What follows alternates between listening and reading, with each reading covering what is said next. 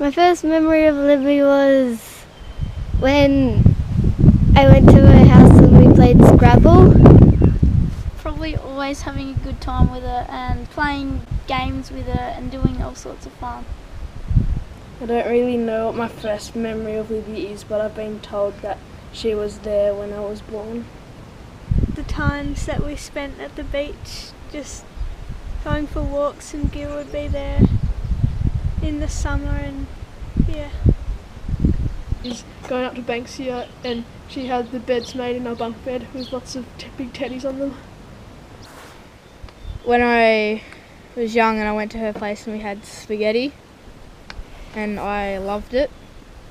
We went to the beach and I had to pee and she tried to make me pee in a bush and I wouldn't, so I went swimming so that I could pee. Was when she used to read me The Enormous Crocodile, and I would sit there next to her, not really listening to the story, more intrigued with her wrinkles and playing with them and wondering how could someone's wrinkles be so soft. Another memory of Libby is when Eli and I used to go over there and we'd turn her whole living room into one massive cubby house. Like, you would walk in and you couldn't see anything but all these sheets hanging off things, off the walls, and would sit in the cubby house having tea parties with all the teddy bears. From the caravan park, when she used to always play 8-ball with me on the small 8-ball table. Why are you being so awkward? Like, if there's... Oh, well, would you have to fucking stand there and watch? First memories of Libby. Oh God, can you skip? I'm not going to have much to say. Did I skip that one? My first memory of Lib is I met Libby, well, I reckon when I was born, but I don't remember that very well. Probably in Tokenbury we had, yes I know Gusty, we had some cows, Gay Lady and Violet, and we used to walk up, shush Gusty, we used to walk up into the fields, and I remember shouting, "Go away, me and Violet!" And Libby was always holding my hand and we would walk up the fields and back. Well, when and how did I meet my mum? Well, she's my mum, so that question's pretty dumb. I guess I met her at my birth. So as for memories, well, a bit of a dearth. My first memory, well, more of a feeling really, and I don't recall it very clearly. It's the smell of Nivea cream that always recalls the scene. My head and face on Libby's neck with a feeling of security and love. Oh heck, my rhyming's going all wrong. I fear this poem won't be long. I remember meeting Libby in Easter 1990 when I first got together with Karina and went up to visit the family. And I remember meeting them with the combi van and feeling quite funny as I looked inside the combi van and thinking a bit weird. But most of all, I remember that up until we got married, Libby was very keen to impress me on how good a mother-in-law she was going to be, and made lots of nice roast dinners and trifles. But once we got married, all that stopped, and she didn't make any more trifles. The main house at Miuna. Been there a few times, and I guess definitely the carving shed, and Libby in her dairy clothes, farming clothes, smelling of cow shit, hair tied up in a bun, looking glam as always, and a bit of effing and blinding still, but that's Lib. Can't really remember when my first memory would have been, but I'm sure it would have been something in the lines of knowing that I was being looked after. I remember always just feeling really safe when I was a young child. Wherever we were, as long as Libby was around, I always felt completely safe. So I don't really have a memory, but I just remember she's always been there ever since I can remember. Being a terrified teenager and going to the farm and wondering where Scipio's parents were when a mad woman covered in cow shit walked into the kitchen, put her ass against the fire and said, "By fuck, it's cold out there." At which point I literally shat myself, called my parents, who drove an hour and a half to come and get me, thinking I would never go back there. Burning cakes, bread, losing pancakes in coal shuttles. I remember Libby coming to the house where I lived with my parents with her boyfriend, and I thought she looked rather nice. Actually, no, that's not fair. That's not my first memory. My first memory is a friend of Libby's and mine had known us separately, and they decided between them that we would make an ideal match.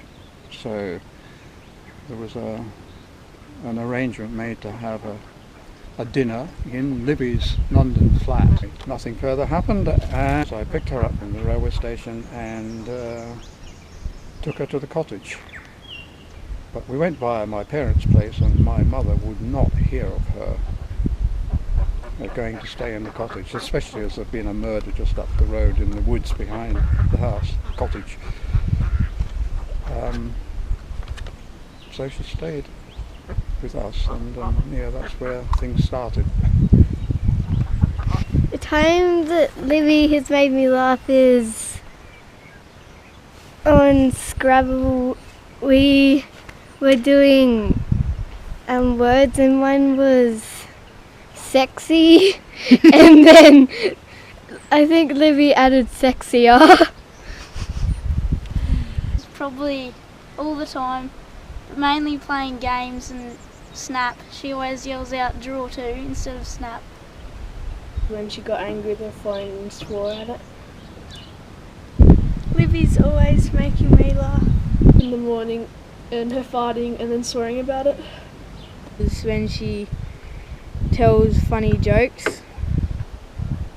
When I was younger. Is when she fell up the stairs one night when we had a bonfire. Would have to be the fact that she threw a coffin party.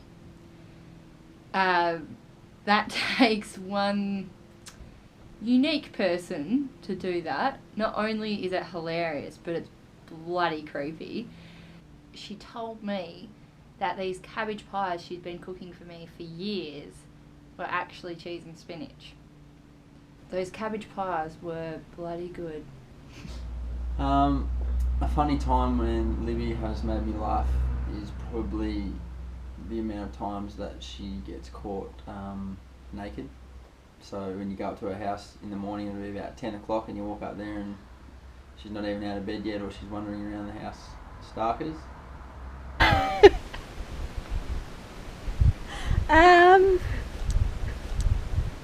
Don't know, next. She makes me laugh all the time. A million times, but I suppose of late would be more caravan park days.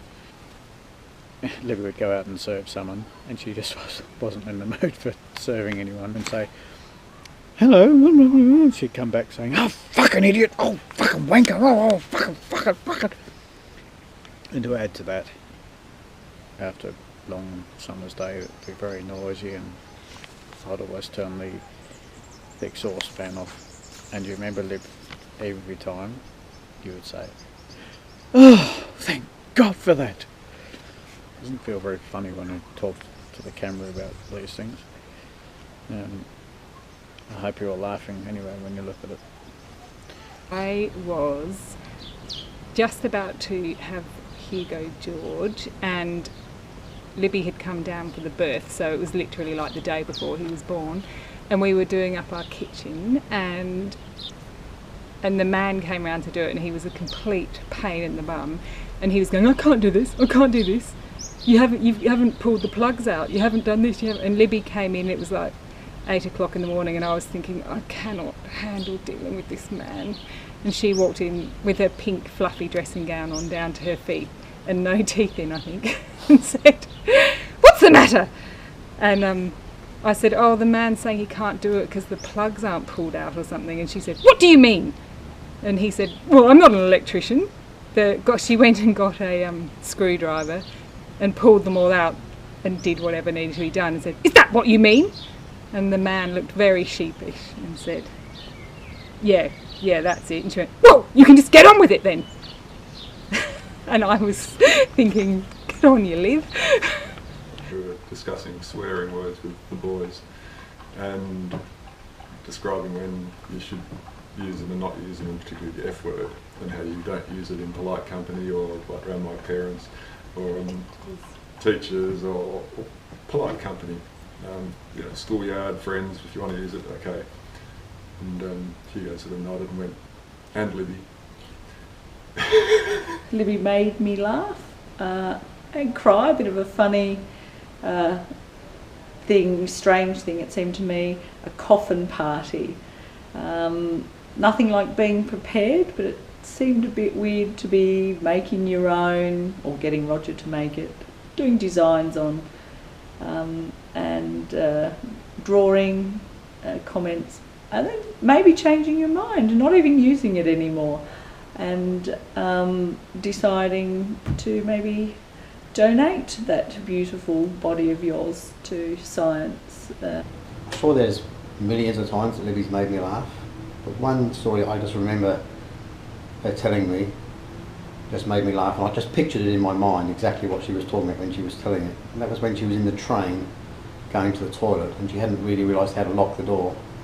And I think, if I've got the story right, the train stopped at a station and the door opened and there she was sitting there, and in my imagination it's this quite big room with a toilet in the one end, and the doors opened and there she was sitting on the toilet in full view of everyone else on the platform. I would imagine it would be every time I see her, which is why I try to see her as often as I can. Dad, you have to look at the camera. Apparently I have to look at camera. Hope you're good at editing, Stace. There was some times at Miuna, yelling and fucking and effing and blinding in the kitchen. She went at me with a pair of scissors. I ran up the stairs and into our bedroom, put my foot against the door, but it was the latch was really a case of a little hole in the door where you put your finger through to lift the latch, and she was desperately trying to stab me through this little hole. I just remember it as being really hilarious. If anyone had seen this very cross young lady trying to stab me through a little hole like that on the other side of the door.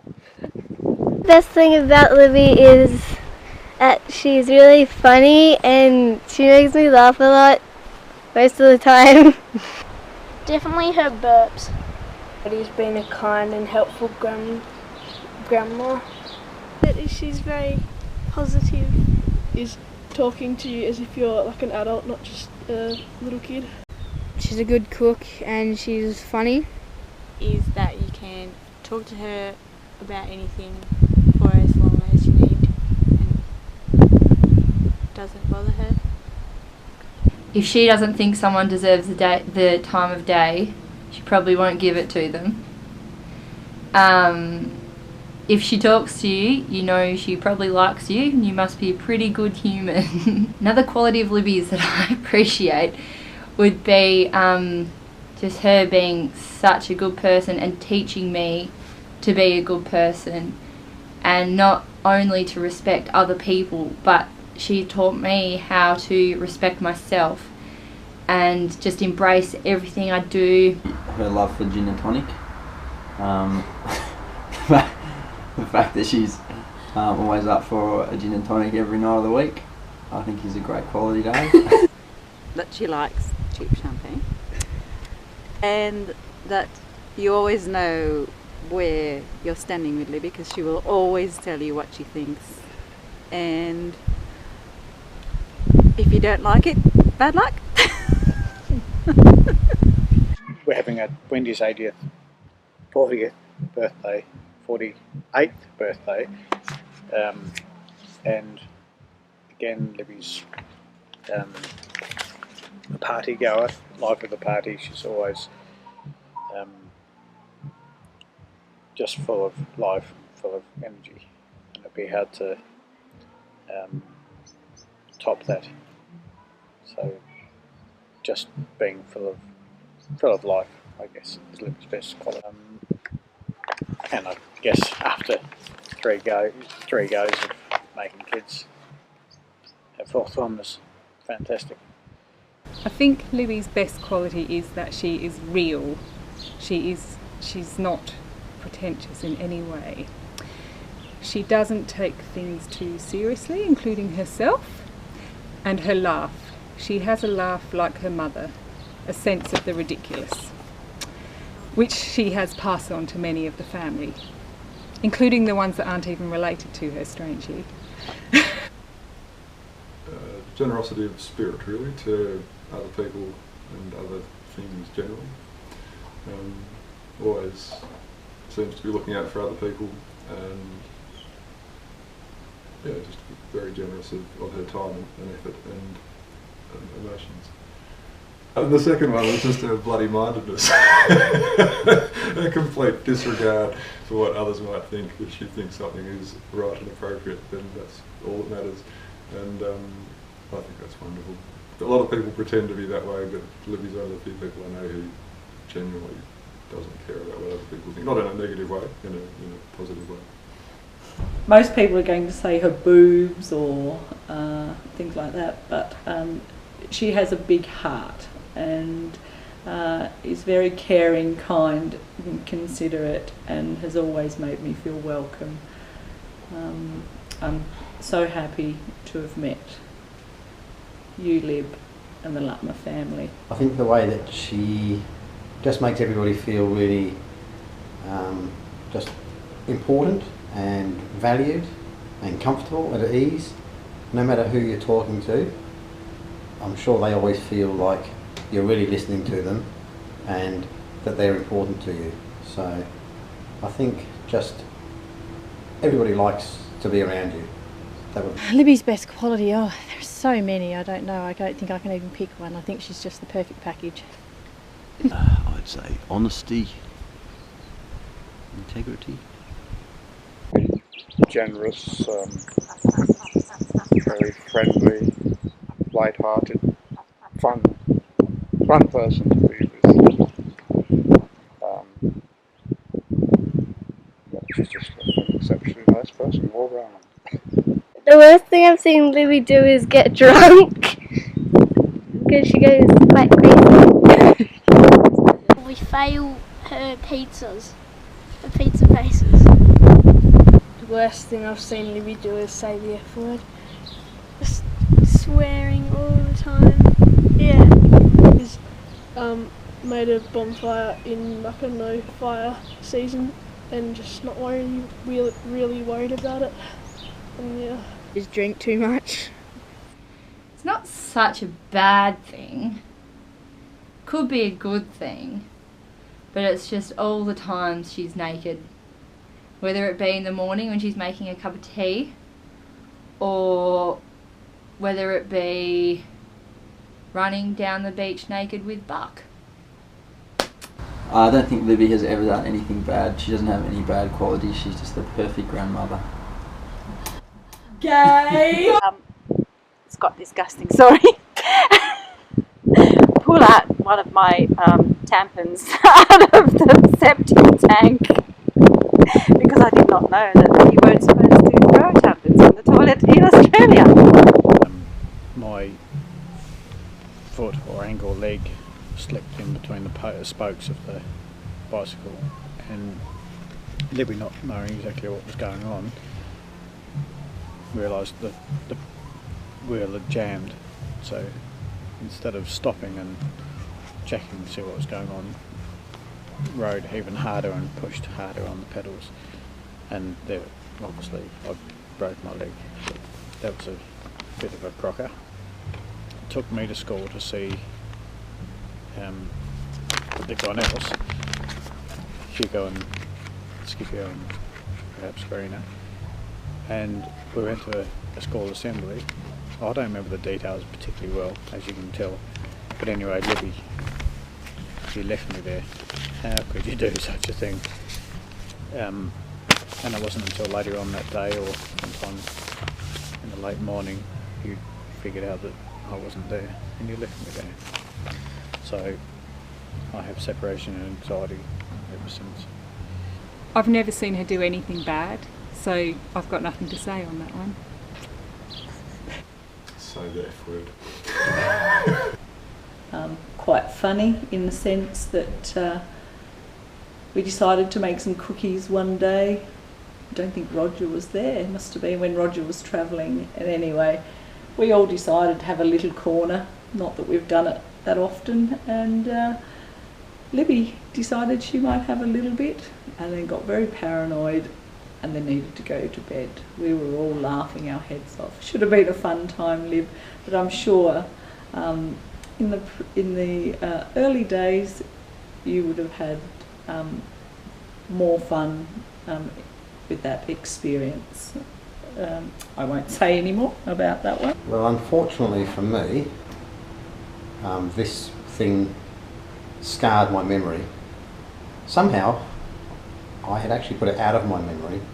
And it was only when we were talking about this video that I think it was Skip or Ferg talked about the memories that they were trying to think of, bad memories, worst things they'd seen you do. And they said, oh, I know what yours is going to be. And then it came flooding back to me. So I don't want to talk about it because it makes me blush even thinking about it. But I was working in Burnie at the time, and I'd been to an early morning ship out at Port Latter, and I thought I'd just pop into Libby and Rogers for a cuppa on the way back to the office. Fair to say I probably should have called ahead, and they obviously weren't expecting any visitors, and that's probably the thing that children don't really want to ever see. That's as far as I'm going to go with that one. I don't know if it's the worst thing, it's the thing that sticks in my mind. Seeing her dressed as a Scottish man at Hugo's 30th birthday, and when she lifted her kilt, she had fashioned a penis out of a dolly's arm. That to me is pretty much what Libby stands for. I don't think she's ever done anything bad. I remember her chasing me upstairs and going to kill me. And I locked myself in the bathroom for 2 hours until she calmed down. It's a bit too personal. I hope you have a great birthday, Libby, and I hope you like this thingy. Happy birthday! Happy birthday, have a great time at your party. Hope you have a good 80th. I love you. Thank you for being the best grandma, and happy birthday. I hope you have a cracking 80th birthday, and I love you lots. Thank you for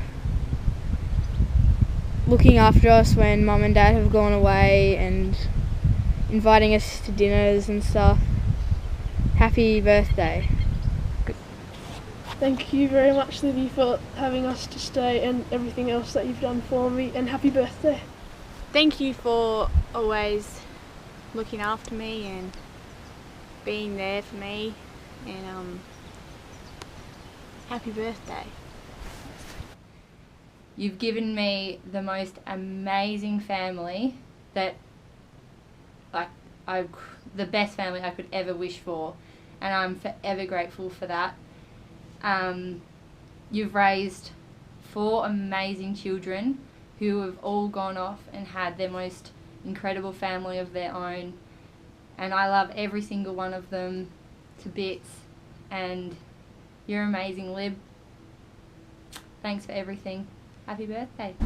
Happy 80th birthday, Libby. I hope you've had a great weekend. I'm sure there's many more memories to come, many more years. Thank you for being such a great grandmother. I'm very glad I've got you in my life.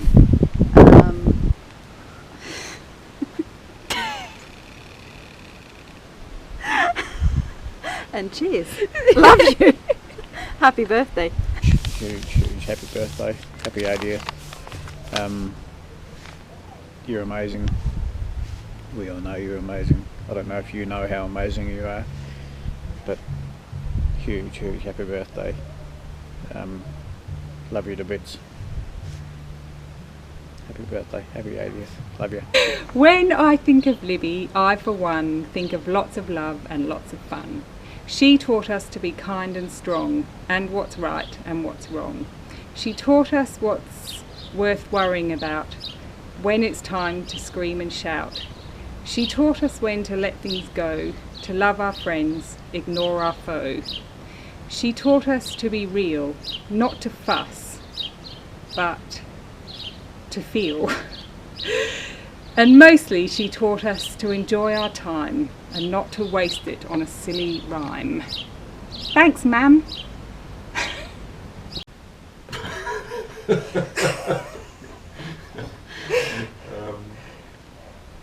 I say something about Thank you for bearing such a wonderful daughter. But he's just a bit shy to say it. I was actually going to say something about I'm glad we went for a walk in the woods. Cheerio. Oh! Happy birthday, the old bugger. I'm so happy to have met you, this family, and thank you for producing such a lovely son in Hugo. And thank you for being so supportive through with us growing up and our lives, and supporting us with our two beautiful children. And I want to wish you the best day ever for your 80th birthday and celebration, and life in general is worth celebrating. So here's happy 80th birthday to you, Lib.